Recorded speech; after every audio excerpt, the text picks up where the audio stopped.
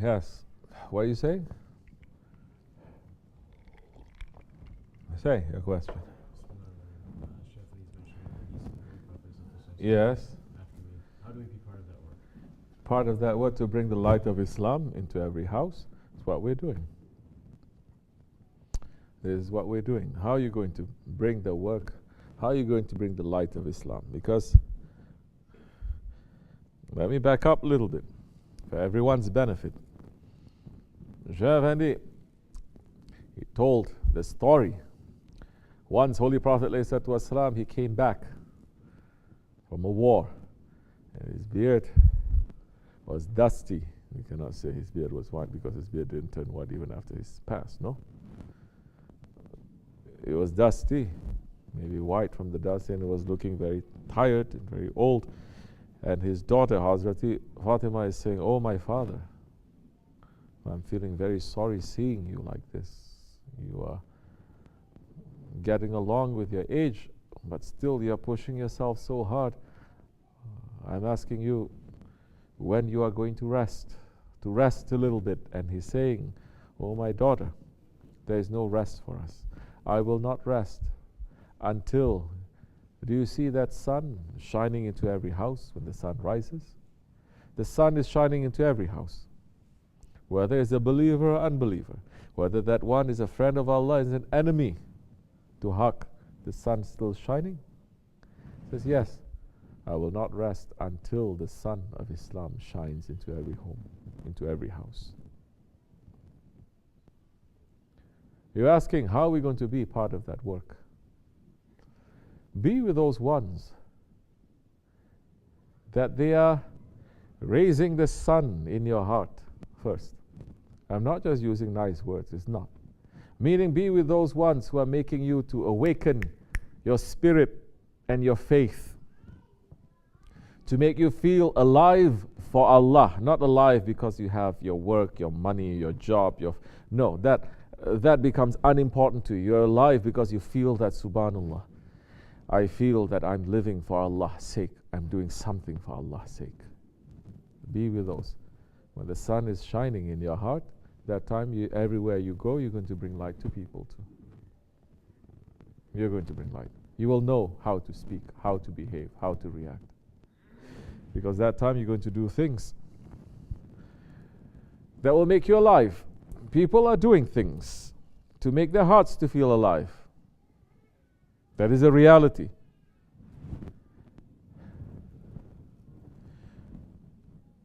They're doing things to make themselves to feel alive. But what kind of life? What kind of life? What is it that you say that this is my life? If you're saying my life is like the life of an animal, eating and drinking and fighting and multiplying, that is your life, but that is the life of an animal. And when you pass, you will go into the animal category, where you'll be thrown into non-existence, that even the shaitans, they will beg Allah screaming, "Put me into Jahannam forever. Don't throw me into non-existence." Billions are running into non-existence now because they're living only for that. For eating, drinking, wearing, showing off, for the pleasures and the treasures of this dunya. That's what makes them to feel alive. Even those ones who say, I don't look for the pleasure, I just want to be hopeless and helpless and negative, and I want to kill myself, that gives them life. That makes them to feel alive when they are thinking that way. The believers are the ones who are going to ask, who gave us this life? Hi, Ya Hi. We make the zikr, Ya Hi. Hi, the one with life, it is Allah subhanahu wa ta'ala. He is the creator of life. And He has given us this life. And He is going to make it clear, and He has. What is it that He wants from us?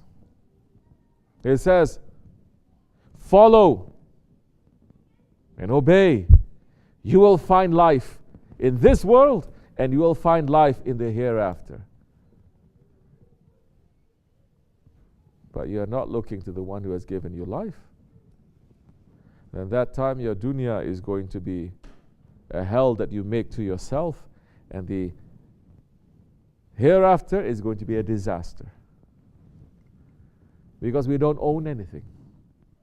Nothing belongs to us, but everything is here. It has to belong to someone, correct? If it doesn't belong to us, who it belongs to? Allah. There is an owner. If you say, so many people believe in spirituality, they're going to say, well, yeah, you're right, we don't belong, we are nothing, everything is nothing. Who nothing belongs to? Allah. Allah is the creator of everything, even nothing. Is He such a mystery that He made it to be a mystery what He wants from us? He created us and what He wants from us? No. He made it clear, not one time, 124,000 times. Not one time. Even if you're living and you don't see any prophet, like how we are, they're always the inheritors of the prophets, the friends of Allah.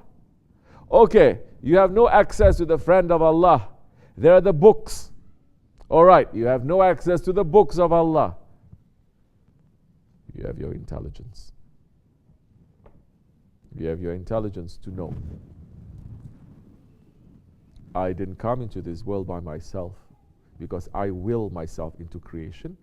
I'm not going to die because I will myself to die. There is someone who gave me the life, and there's someone who's going to take the life away from me.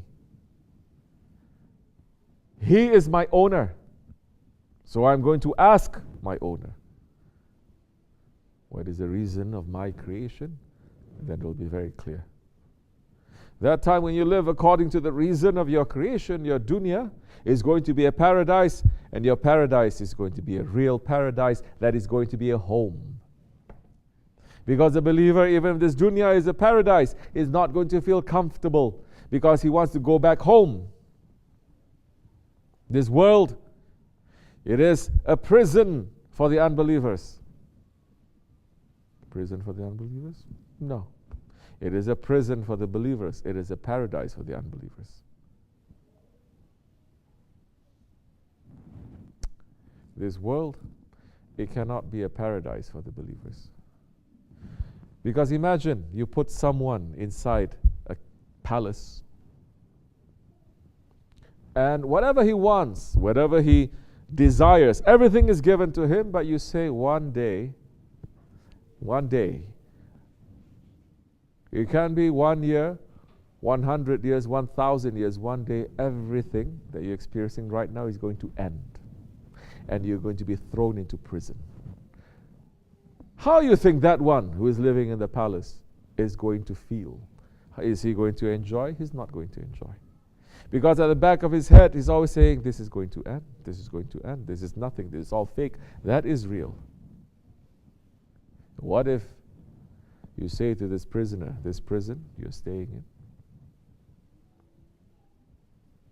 one day you will get out from this prison and you're going to enter into a paradise forever.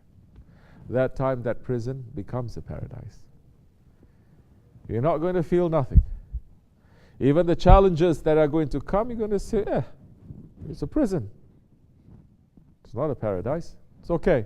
One day I'm going to escape. One day I'm going to go back to my original home. I cannot feel at home. It's good I don't feel at home. I'm going to go back to my original home, the paradise that I was created for. So all 124,000 prophets, they are sent to remind us of our original home.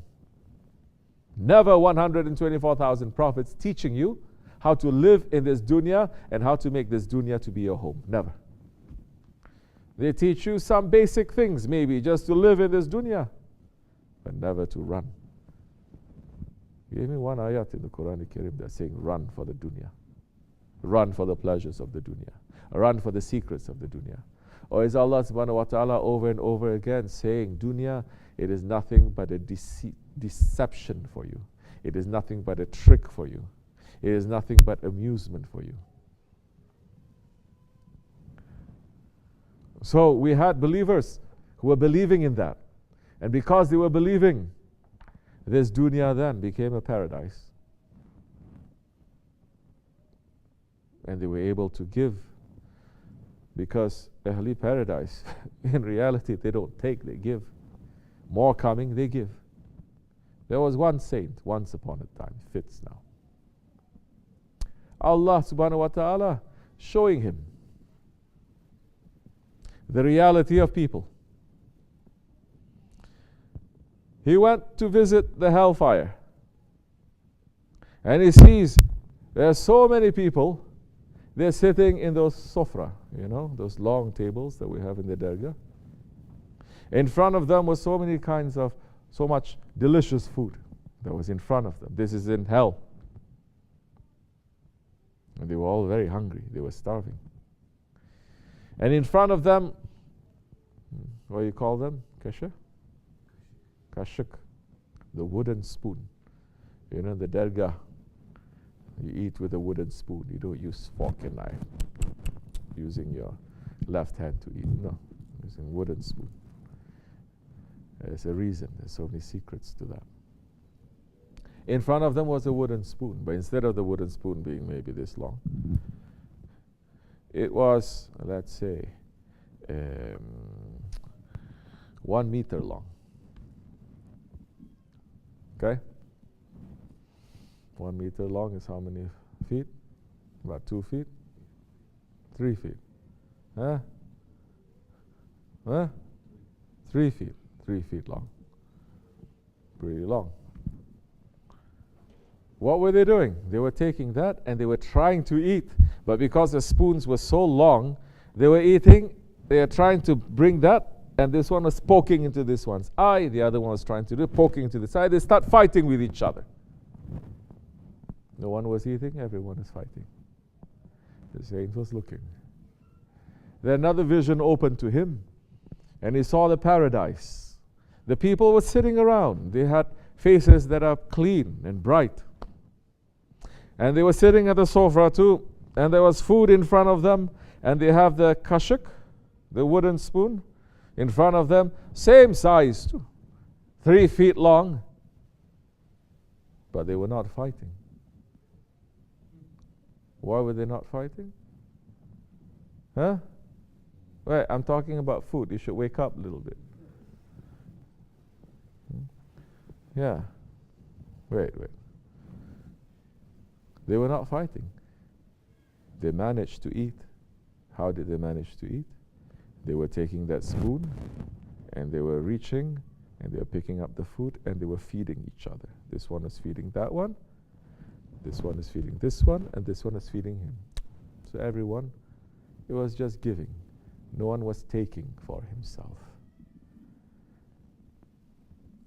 That time, the Ahli Jannat turns the place to become a Jannat because you give, you don't take. But even if everything was given to you and it was Jannat, but you put inside Ahli Nar, people of the fire, they're going to burn down the whole of paradise. So it is not, Jannat is not the mansions and the palaces and the huris and the diamonds. No, Jannat is the people. Jahannam, it is not the Zabanis and it is not the fire. It is the people who bring that. Now, we have to say a couple of things like this to make people to understand, because we are in the month of Safar and no one talks about the fear of Allah anymore. But the hellfire, it is a reality.